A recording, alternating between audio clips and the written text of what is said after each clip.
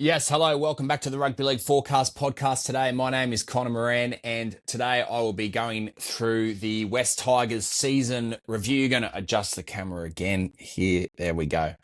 West Tigers season review. It is a hot day in South Australia today. I am struggling. I think it's going to get to tops of about 36, 37, but man, the heat is insane. I'm struggling here, especially in the center of excellence. And if I turn the fan on, then you won't hear me properly and it'll disrupt the microphone. I'll just battle through for 20 minutes or whatnot. The West Tigers, they finished 13th. They had 9 wins, 15 losses. But what I found really intriguing was they came first out of all the teams in the NRL with offloads. So they were able to offload the ball consistently. It's just a matter for the Tigers of capitalizing on those opportunities. Whenever there's an offload to set something up, they need to capitalize on those opportunities.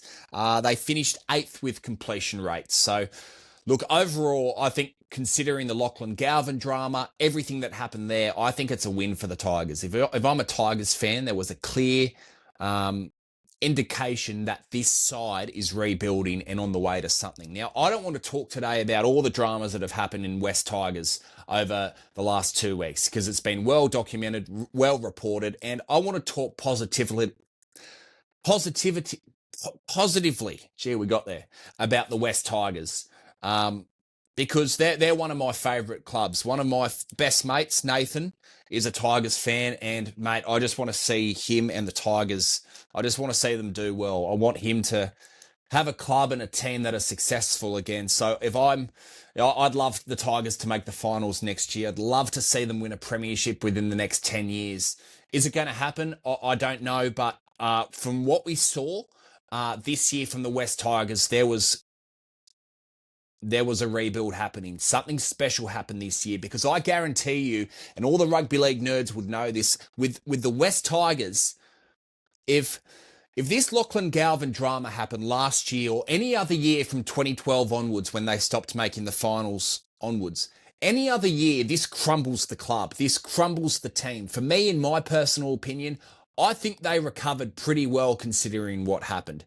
If this happens any other year, they finish wooden spoon bottom 2, but they finished 13th. They showed a lot of character, in my opinion, as a club. They showed a lot of strength, and they showed a lot of unity. And Benji Marshall is the glue to this club. I genuinely believe Benji Marshall can eventually end up leading this side to consistent finals appearances. And would you say he's a good coach now? I would say yes. I would say yes. Is he the most experienced? No. Does he know it all? No, he doesn't. I would argue that Wayne Bennett and Craig Bellamy still have plenty to learn in their coaching careers, as good as they are. But Benji Marshall has a team that back him. That he has a team that will play for him. He has a team that will do anything for him. And that was shown this year in season 2025 with the West Tigers. Benji Marshall is the glue. If they're going to come back and make the finals consistently, Benji Marshall needs to be the head coach of this club. And boy, oh boy, wouldn't I like to see them do well. I would love to see them come back and make the finals consistently. It wouldn't just be good for the Tigers fans, but I believe it'll be good for rugby league in general. I reckon it'll be absolutely fantastic. First in offloads, I was quite surprised when I saw that. I thought it was a pretty good year for the Tigers. No one really had them in their top 8. Not many people, apart from Phil Gould, which was part of his plan of getting Galvin all along. You know what? If the whole Lachlan Galvin drama doesn't happen, they probably finish 8th, 9th, 10th. So there's a clear rebuild happening. For me, Api Coruscant is a great captain for the club. Now, people might disagree with this. This time last year, I would have said Api Coruscant would be probably the best buy in the club's history for what he's brought to that club. The professionalism, the education for those younger dummy halves coming through. Tristan Hopel, I wouldn't say he's young. He's about 27, 28, but he's young in his first grade career. But they had Api Coruscant, Gareth Ellis. They've had some classic great buys over the years. But for me, Terrell May is the best buy the club has ever had in 25 years of the history. What he has bought, he's a $1 million front rower. What he has brought to that club is consistency, reliability. He dominated. He was involved. He was wearing the number 8 jersey. He played over 20 games this year, and he was just, I think he played almost every single game. I can't remember him being injured. And how the hell he was not picked in that Origin side for 2025 is an absolute disgrace, in my opinion. Max King is a good player, but Terrell May is an Origin player, and he should have been there alongside Payne Haas. Imagine 8 Terrell May, 9 Reece Robson, 10 Payne Haas. That's a forward pack. Max King is a good player, don't get me wrong, and he does the little things really well. But he went missing in game 2 and game 3. He had a good game 1, but we lacked aggression. We lacked that mongrel on the forward pack, and Terrell May brings that to the Tigers. He brings that prick in this. He brings that bastard in the team. He brings that, you want a piece of me, I'm going to bring it to you. He brings that aggression that the Tigers have lacked for 10 to 15 years. He is an outstanding buy. Not just him as a player, but him as a person. Sure, he's not everyone's cup of tea. I like him. He's a video game nerd. I love his YouTube channel and his podcast. He's awesome. I think he's exactly what the Tigers need. And, I don't think Jerome Luai is yes, he's a priority for the club. But if I'm Benji Marshall, I'm making sure Terrell May signs at this club long term more than any other player, because he's on a good week. He'd probably be on $500,000 now, but what he displayed this year was $1.2 million front rower stuff. It was unbelievable. And I'm so glad I captained him in NRL Fantasy, just quietly. Premiership winner, NRL Fantasy draft right here. Premiership winning coach. Just want to mention that. I think, as I mentioned, most other years they would have crumbled, but the West Tigers, I thought they had a pretty good year considering. I think, a lot of people would have put them in their bottom few, but for them to finish 13th, I think it's a tick. I think it's a pass mark considering the drama that happened this year, and I think they're on the way up. Now, I don't want to talk about the stuff, as I mentioned, that's happened the last 2 weeks, but what I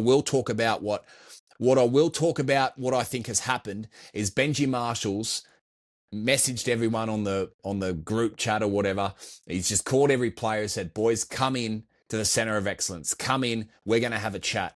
And I reckon, based on what I heard from Benji Marshall's press conference, I reckon he sat down with them and he goes, we have a golden opportunity in 2026 to prove everyone wrong. He would have sat there and gone, fuck what's happening around us. Fuck this. Fuck the board. Fuck this. Fuck all the noise. It's up to you boys and me as a team, as a club, to prove everyone wrong and to come back in 2026 and be the Canberra Raiders of 2026. And they can be. If you look at their squad, Taruva in 2025 was unbelievable. His kick returns, his involvement in games off the wing. He's a great finisher. He's not your biggest, fastest winger, but man, he is a terrific winger. A 2-time premiership winner with the Panthers in 23 and 24. Outstanding. He was an outstanding buy. Jack Bird, maybe not a great buy. A good utility, but just too many injuries. Back end of his career. But Taylor May come into the club halfway through the season. He's now in the centres. What a player he is. What a player. And Jerome Luai, in my opinion, wasn't outstanding for the Tigers. He was probably too hot and cold. He needed, especially in round 1 against the Newcastle Knights, he just went missing, and they ended up losing that game by 2 points or so. Jerome Luai needed to drag them home. Yes, Api Coruscant was suspended at the beginning of the year, but Luai needs to show up more when the club and the team needs him to, with that pay packet. He needs to show that he can be a Batman as well as a Robin. And I thought he combined beautifully at the back stages of the year with Adam Doueihi in the halves. I also thought Latu Fainu, in my opinion, I think Latu Fainu should be the 7 and Jerome Luai should be the 6 in 2026. But I thought he combined pretty well this year with Latu Fainu and Adam Doueihi. They were halves coming in and out the back end of the year. But Galvin, I don't even want to go there. We all know what's happened, and I want to focus on the positives. But I've got no doubt that Benji Marshall sat down and gone, "This is what we've got to do. This is what we achieved this year. You've all bought into what I've been telling you, and this is the best year the Tigers have had in quite a few years. Yes, they finished higher since 2012. They've finished at ninth a couple of times. They finished at 10th. They've 12th, 13th. They finished all over the place in the bottom half of the competition. But this year was the first year I genuinely believe that the Tigers showed strength of character. The team showed that they're not here to muck around. They are here to rebuild. And you can tell the way the players played that they are all in for Benji Marshall. They are all in to win a premiership. And I reckon, if anything, all the drama that's happened the last 2 weeks will unite this club, will unite this team. Maybe off the field, all that stuff will continue happening. All that stuff will continue happening. But Benji Marshall, no doubt, would have sat them down and said, "Hey, boys, this is what we're going to do. We have an opportunity to prove everyone wrong." A bit of the Ricky Stewart mindset. Hey, fuck them. Who cares? Fuck every fan that is writing us off already, putting us down in the wooden spoon. Let's prove everyone wrong and win this minor premiership. That might sound silly, but if you look at their lineup, they have a beautiful team on paper. A fantastic team on paper. They can win the minor premiership. I would have argued that the Tigers had a better team on paper than the Canberra Raiders did this year, and Canberra came first. Rugby league is a funny game, and I understand that 2025 I understood that in 2025 with how shit my tipping was. But anyway, I don't take the family tipping comp too seriously. It's just a game. It's all about participation. It's just a game. Who cares? It's just a bit of fun. But in all seriousness, I finished 7th. That's an absolute disgrace in a tipping comp. With my rugby league nerdness, I should be doing better than that. Anyway, back to the Tigers. It's a touchy subject there, isn't it? Tipping comp. We won't get into that.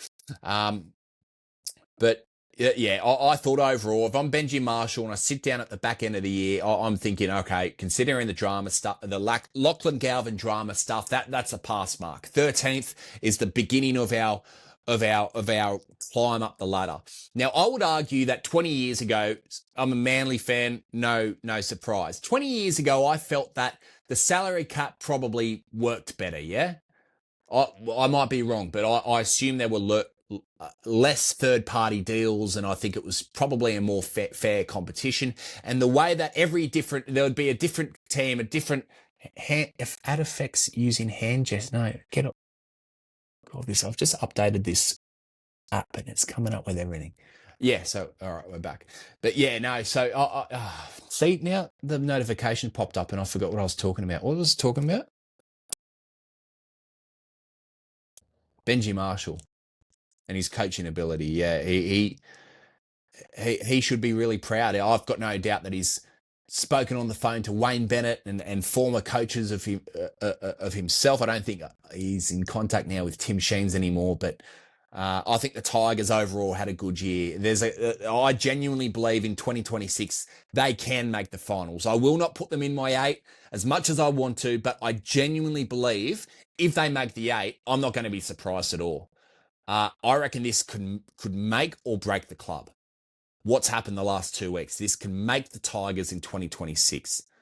And Benji Marshall's passionate. He's emotional. I respect that. I respect the way and how much he loves this club. He is obsessed with the West Tigers, and I love it. He's so emotional. It was like his first love, and I respect that. Yeah, it's so good to see how much he loves this club, and I would love nothing better than Benji Marshall and this playing group to do really well in 2026. I believe they can. They're not in my 8, but I believe they can go further ahead. But as I was talking about before the notification popped up from the app and distracted me, 20 years ago, the Manly Sea Eagles, it was a more balanced comp. It was a different premiership winner every year. The salary cap worked. 03 Penrith, 04 Bulldogs, 05 Tigers, 06 Broncos, 07 Melbourne stripped, 08 Manly 40-0, 09 Melbourne stripped, 2010 Dragons, 2011 Manly, 2012 Melbourne, Melbourne won a few, but anyway, I don't want to get into that. Just going there, wasn't I? Unbelievable stuff. Yeah, on Channel 9. But no, it's we've seen what in the last, since 2018, we've only seen 3 or 4 clubs win the premiership. So actually since 2016 or 2017. So there was a different team winning a comp back then, and I reckon 20 years ago it was easier to rebuild a team. I reckon it was easier to rebuild a club, rebuild a team like it is now. Like I spoke about on a podcast previously, the Northern Eagles and the Manly Sea Eagles and the 2002 to 2003 transition over back to Manly. That club were fucked. I looked at that lineup back then. It was terrible. Like, seriously, it was so bad. Desi Hasler comes in 2004, rebuilds the club. Within 5 years, they win a premiership. I can't see that happening for any of the of the bottom teams. I can't see that happening for anyone apart from maybe South Sydney that finished in the bottom four. I can't see the Dragons, Gold Coast, Newcastle winning a premiership in the next 5 years. As back then, you could say, okay, the rebuild happened quicker. The Tigers, I do not believe will win a premiership in the next 5 years, but they need to keep Benji Marshall at this club. Even if they drop down to 15th next year, they need to stick by Benji Marshall, because my thing is, if not Benji, then who? If not Benji, then who? He is the heart and soul of this club. He is the heart and soul of the West Tigers. He needs to be there. They need to trust in his process. They need to trust in what they're trying to achieve. They need to have patience to rebuild. A lot more patience than what you had to have 20 years ago. He needs to make the 8 within the next couple of years. And boy, oh boy, do I hope the West Tigers make the 8 next year. I'd love to see it. And I've got no doubt that every other rugby league fan would love to see it too. The West Tigers finishing 13th in 2025. For me, it was a pass mark. No one had them in their 8, nor not many people at all. But 13th, considering the drama that happened, considering the way that Benji has come out on Terrell May's podcast and admitted that, yes, the Lachlan Galvin drama had a big effect on the team's performances going. I think they lost 6 or 7 in a row after that, and they only ended up winning a few games at later stages of the year.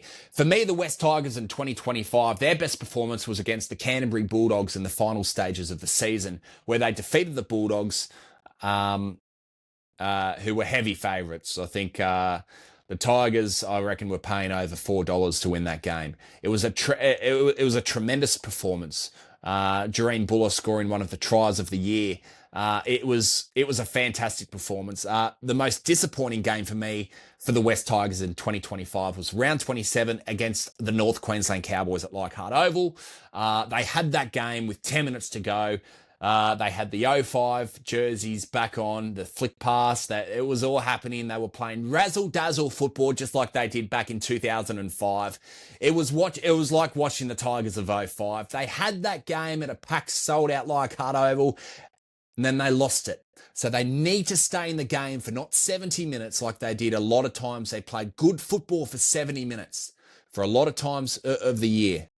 But they failed on playing for 80 minutes consistently. And that's what they need to work out on. It's probably an easy fix with the playing squad they've got. But for the Tigers, for me, for the Tigers in 2026, with their roster, it's not about their necessarily need to adjust the way they're playing. I think they're playing some good football, but it's about capitalizing on the opportunities when presented to them. It's about trusting in the process, trusting in their attack, trusting the bloke next to you in defense. And I reckon they're going to have a pretty good 2026 season. I could see them anywhere from 9th, 10th, 11th. They will rebuild. And my prediction is in 2027, they will make the 8.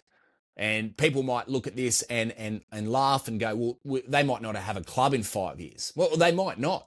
I believe they will.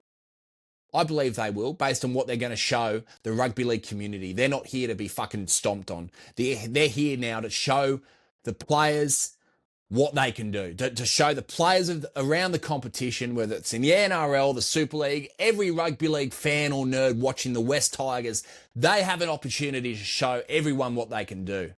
And as I mentioned, I get passionate about it because I want to see them do well. They're one of my favourite clubs. They're one of my favourite teams. And what's happening to them is an absolute disgrace off the field.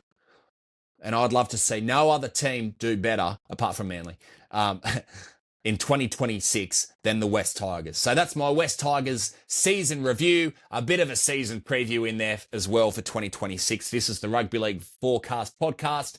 If you haven't already done so, please follow on Spotify and subscribe on the YouTube. All right, I'm out of this center of excellence. I am dying in this heat. Cheers.